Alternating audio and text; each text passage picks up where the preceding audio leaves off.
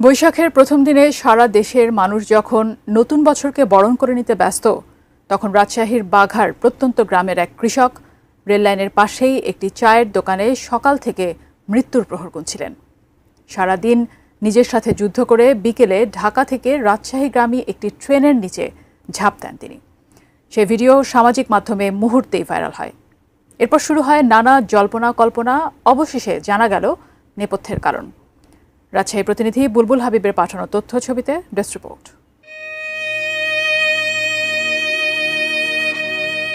Viral একটি ভিডিওতে দেখা যায় একজন বয়স্ক ব্যক্তি ট্রেনের নিচে তার শরীর দেওয়ার চেষ্টা করছেন। প্রথম দুইবার মাথা ঝুঁকিয়ে ট্রেনের নিচে দিতে গিয়েও ফিরে আসেন এবং তৃতীয়বারে তিনি সফল হন। তার শরীর রেল লাইনের মাঝ বরাবর পড়ে এবং দেহকে দুই ভাগ করে চলে যায়। সামাজিক মাধ্যমে ছড়িয়ে পড়া মর্মান্তিক এই দৃশ্য মুহূর্তের মধ্যেই ভাইরাল হয়ে যায়। মৃত ওই ব্যক্তির নাম মীর রুহুল আমিন, বাড়ি বাঘা উপজেলার মাঝপাড়া বাউসা গ্রামে। প্রত্যক্ষদর্শীরা জানায় সকাল ৯টার দিকে মীর রুহুল আমিন আড়ানি রেল স্টেশনে আসেন। এসে এরপর পাশের হিটলার আলীর চায়ের দোকানে বসেছিলেন। সেখানে তিনি স্থানীয় লোকজনদের সাথে গল্পগুজব করেন এবং কয়েক কাপ চা ও বিস্কিট খান। এরম টাইমে ওই লোক আমার কাছে এসে বসছে এই দোকানে। বসার পরে আমি জিজ্ঞাসা করছি, আপনি যাবেন কোথায়? তো করছে যাবো রাজশাহীতে। তো রাজশাহীতে যাবেন, তা আপনি তো এখন বেলা বাজে ৩টা। যখন আমি কাপটাপ মাঝি বাড়ি যাবো এই টাইমে বাজে বেলা 3টা। তা আপনি তো বাড়ি রাজশাহী যাবেন, তো আপনি তো 12টায় অনেক আগেই চলে আসতে পারতেন। তো করছে আমার ধূমকেতুতে গোপালপুর থেকে একটা লোক আসবে। তা আমি করছি গোপালপুর থেকে লোক আসবে, তো যান। ওই বলি আমি ওনাকে থুয়াটে আমি বাড়িতে গেছি। বাড়িতে যাওয়ার পর 5 মিনিট পরই শুনছি যে উনি, আমি আসি টুলের উপর শুয়েছি, আর এই টাইমে উনি আমাকে থুয়া বাড়া চলে আসলো। আসার পরে ট্রেনে ওখানে কাটি গেছে। তারপর আমরা দৌড়ি যাওয়ার পর দিই যে হ্যাঁ ওই লোকই।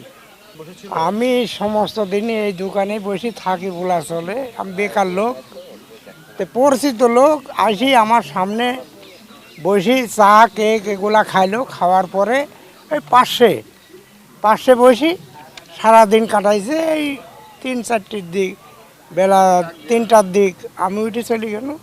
তারপর দোকানদার সহ ওই উনি বসেই থাকলো। তারপরে দোকানদার বাড়ি দিছে, আইসি শুনতেছে ঘটনাই। নির্মাণ কাজেও আমি বেছে নেই CSRM TMT 500W, committed for better still। তবে নেটিজেনরা শুধু তার ভিডিওটি ভাইরালই করেননি, ভিডিওর সাথে একটি মিথ্যা ক্যাপশনও জুড়ে দিয়েছেন, যা সাধারণ মানুষকে আরও বেশি ক্ষুব্ধ করেছে। লাখ লাখ মানুষ ভিডিওর নিচে তাদের প্রতিক্রিয়া ব্যক্ত করেছেন। এতে চরম বিড়ম্বনার মধ্যে পড়ে মৃতের পরিবারের সদস্যরা। ক্যাপশনে লেখা হয়, ওই ব্যক্তির স্ত্রী 8 মাস আগে মারা গেছেন এবং তার 2 ছেলে তার বাবার দায়িত্ব নিতে চাননি। তার 2 ছেলের স্ত্রী তাকে নিয়মিত মারধর করতেন। ঘটনার দিন রাতে মারধর করে তাকে বাড়ি থেকে বের করে দেওয়া হয়। সারাদিন তিনি কিছু খাননি। না খেয়ে তিনি বিকেলে ট্রেনের নিচে ঝাঁপ দিয়ে আত্মহত্যা করেছেন। এসব মিথ্যা তথ্যে চরম বিড়ম্বনার মধ্যে পড়ে তার পরিবারের সদস্যরা। এলাকা এবং কোনো লোকের সঙ্গে তার টুটি কথা বা গলা ছেড়ে কোনোদিন কোনো কথা শব্দ উচ্চারণ করেনি, এবং সে হয়তো আসলে আমরা এলাকা এবং আমরাও জানি না সে আসলে এমন একটা কাজ কিভাবে করতে পারলো। এটা আসলে আমরা খুব মর্মাহত এই বিষয়টা নিয়ে। পিয়াজটা ধরেন, ওর যেটা করেছে, যে টাকাটা ইনভেস্ট করেছে ওখানে, ওই টাকা হিসাবে পেঁয়াজ তার অর্ধেকও আসেনি, 3 ভাগের 1 ভাগ আসছে। এরপরে কিছু টাকা কিন্তু সে ওই পাবলিকের কাছ থেকে, সাধারণ পাবলিকের কাছ থেকে কিছু টাকা নেয়।